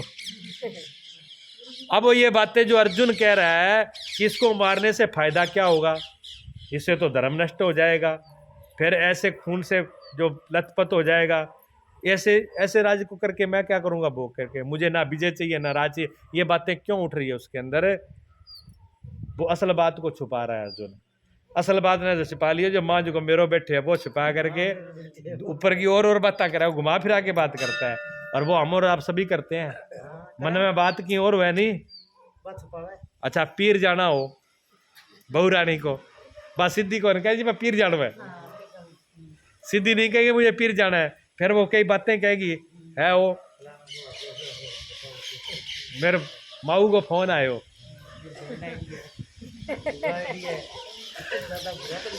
बुआ आ गई, घर में बैठो हो गयो, मेरा भतीजो हो गयो, सारे जने इकट्ठे होंगे, सारा जने बुलाए हुए है, मैं ही जाइयो। सीधा सीधा नहीं कहा भी मैं गांव जाना है, मतलब गांव जाने हो तो 100 बहाने बनाएंगे भी इधर उधर से। अच्छा गांव में नहीं जाना, मान लो वो बाजार ही जाना है, बाजार ही जाना है, लेने तो सूट जाना है। अब पति को सीधा तो कहेंगे नहीं कि मुझे तो सूट लेने जाना है, कि मुझे तो साड़ी खरीदनी है, बाजार जाना है? फिर वो बहाना बनाएंगी। ऐसा है मेरे पड़ोस वाली है ना, वो बाजार में कुछ काम के लिए जा रही है, तो वो अकेली है तो कह रही है तू साथ में चले, तो आप कहो तो मैं उनके साथ चली जाऊं। लेकिन मन में रखे बात क्या, मन में तो बात ये रखी है कि बाजार जाके सूट लेके आना है, धोती लेके आनी है, लेकिन बहाना सहेली का बनाया है, पड़ोसन का बनाया है कि उसके साथ जाना है मुझे, मन वाली बात छिपाई हुई है। अच्छा समझ तो जाता है पतिदेव, क्या समझता नहीं, कोई ना कोई चक्कर तो है, घुमा फिरा के समझ सही जाते हैं। अच्छा आदमी भी बहाने बनाता है, अब आदमी को शाम को पीना है, अब पत्नी से वो भी करेगा क्या मैं थोड़ा सा काम जाके आ रहा हूँ, पत्नी समझ जाएगी काम क्या, हाँ जानू थारो काम क्या है, चक्कर के बैठ जाओ, खेत जाके आऊँ, दुकान जाके आऊँ, अब वो जाना तो ठेके पर है, वो भरने के ही लेगा। और पत्नी भी जान जाती है कि ऐसा टाइम हो गया शाम का, अब जाना तो इनको जाना ठेके पे है, अब भरने बना रहे हैं कहते हैं ना। हाँ तो अब मेरी बात समझ में आ गई होगी, अर्जुन की बात भी समझ में आ गई होगी। जो मैं यही बात कहना चाहता हूँ, अर्जुन के मन में जो रोग है वो हो रहा है, और क्या वो कुछ हो रहा है। रोग उसके मन में क्या, अर्जुन के रोग तो उसके मोह का है, मोह आ गया इसलिए वो अब मारना नहीं चाह रहा। और बहाने अब वो कभी धर्म का लेगा, कभी अच्छे व्यक्तियों को मारने के लेगा, कभी वो कहेगा ऐसे खून से लदे हुए राज्य से मैं क्या करूं, मुझे विजय नहीं चाहिए, ऐसे तो मैं ऐसे भीख मांग करके गुजारा कर लूँ, बातें सारा कुछ करेगा। अच्छा वही है बाबड़ो, बहुत कुछ करता है, रोता है, गिड़गिड़ाता है, पर भगवान मुस्कुराते हैं। भगवान मुस्कुराते रहते हैं कि बेटा तेरे तेरे मन में क्या है, हाँ, तेरे मन में है ना वो मुझे दिख रहा है। अंदर अंदर तो खूब चूहा नाच रहे हैं ना, वो दिख रहे हैं मुझे। अंदर वाली बीमारी मुझे दिख रही है क्या है, तो अंदर वाली बीमारी को देखते हैं। इसी प्रकार छोटा बच्चा होता है ना, वो भी माँ बाप से ऐसे बहाने बना करके पैसे लेने की कोशिश करता है। करे और स्कूल नहीं जाना, स्कूल ना जाना हो ना, माऊ आज तो मेरे पेट में दर्द सा हो रहा है, दर्द हो है मेरे पेट में आज। माँ समझ जाती है स्कूल नहीं जाना चाहता, कोई बैठा नहीं, तेरे को दे देते हैं चूर्ण, अभी छोड़ के आती हूँ मैं स्कूल। बीमारी तो स्कूल वाली है, बीमारी पैसे वाली है, ठीक है ना। तो अर्जुन को भगवान अच्छी तरह से समझ रहे हैं कि बेटा तुम अपनी पहले बात पूरी सुना ले, मुझे बहाने में जाना है वो सारे बहाने मेरे को बता दे, उसके बाद क्या करना है वो तो मैं बताऊंगा तुझे क्या करना है। इसलिए भगवान दोषी नहीं है, भगवान कभी भी हिंसा के विरोधी नहीं है, भगवान कभी भी अधर्म के साथी नहीं है, भगवान कभी भी किसी को कष्ट दुख और पीड़ा और मारना नहीं चाहते, भगवान ऐसा नहीं करते हैं। भगवान तो उस सत्ता का नाम है जो सबका ही संयोग करे, सबको ही सुख पहुंचाए, उसका नाम भगवान है। तो हमें हमें कहते, अर्जुन कहता है हमें जिनके लिए राज्य, अर्जुन आगे ये कहता है कि हमें जिनके लिए राज्य भोग सुख आदि इच्छित हैं, वह परिवार जीवन की आशा त्याग करके युद्ध के मैदान में खड़े हैं। अर्जुन ये कह रहा है कि मैं जिसके लिए राज चाह रहा हूं, जिसके लिए, हम क्या करते हैं, हम अपने लिए नहीं करते। हम जैसे आप मकान बनाते हो तो मकान आप किस लिए बनाते हो, आप ये नहीं कहते मकान मेरे खाते, बच्चों के लिए। आप ये कहते हो मकान अपने बच्चों के लिए बनाया, क्या जब बच्चे ही नहीं रहेंगे तो मकान क्या सिर में लेंगे। सही बात है।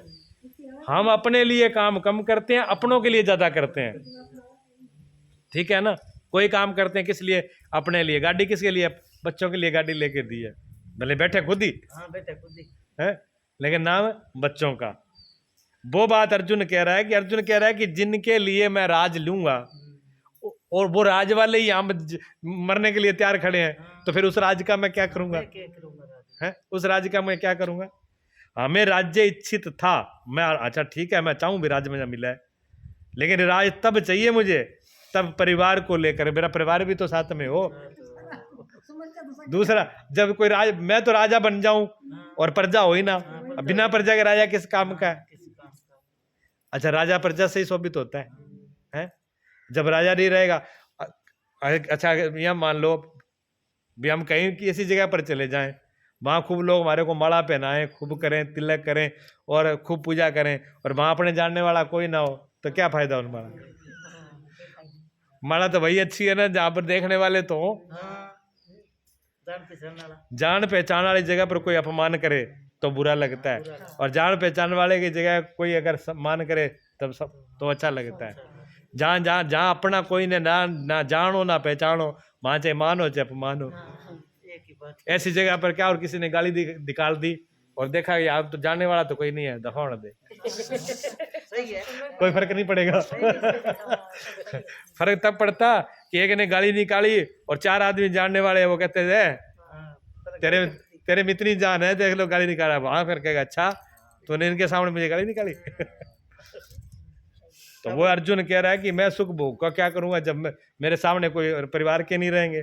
सुख और धन की पिपासा थी तो स्वजन और परिवार के साथ उन्हें भोगाने की थी। अगर सुख चाहता था, राज चाहता था, तो वो परिवार के साथ चाहता था मैं।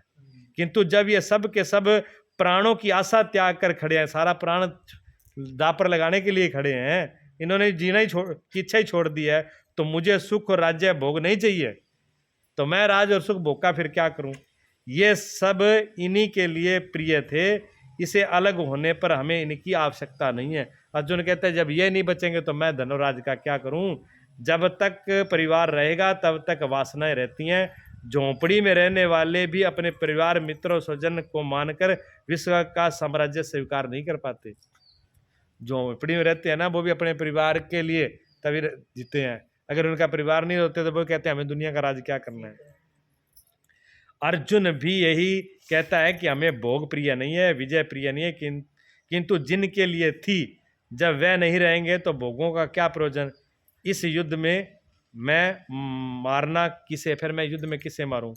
अब देखो बात वहीं आ गई ना, अर्जुन चारों पास से बात ये कर रहा है, लेकिन बात मेन यही है कि मैं अपने, हाँ अभी मैं अपने को, जब अपने ही नहीं बचेंगे तो फिर मैं क्या क्या लेना देना है राज से। राज है तो मेरों के लिए है, मेरे, अच्छा मेरे किस, मेरा क्यों बचाना चाहते हैं हमें, क्योंकि मेरा है तभी तो मैं, दोनों एक साथ बचेंगे। मैं बचेगा तो मेरा बचेगा, मेरा बचेगा तो मैं, जब मेरा ही खत्म हो गया मैं किस बात की है। आज मैं कहते हैं अहंकार को, मैं अहंकार, अहंकार बड़ा किससे होता है बताओ आप। अहंकार बड़ा इससे होता है जिसका आप सोच लेते हैं, जितना आदमी बड़ा कहते हैं इतनी मेरी जमीन, इतनी मेरी कोठी, इतने मेरे मकान, इतने रिश्तेदार, इतने मेरे जानकार, जितने ज्यादा मेरे होंगे बितने तो बड़ा अहंकार होगा। और जिसका मेरा कुछ नहीं हो, क्या अहंकार है, किस बात का अहंकार है। तो जिसका मेरा नहीं उसका मैं भी गया, दोनों एक ही बचता है। तो ये सारा खेल मैं पर ही हो रहा है और भगवान को मैं ही मिटाना है। यही चर्चा होगी है इसकी, बाकी की चर्चा कल। बोलो सच्चिदानंद भगवान।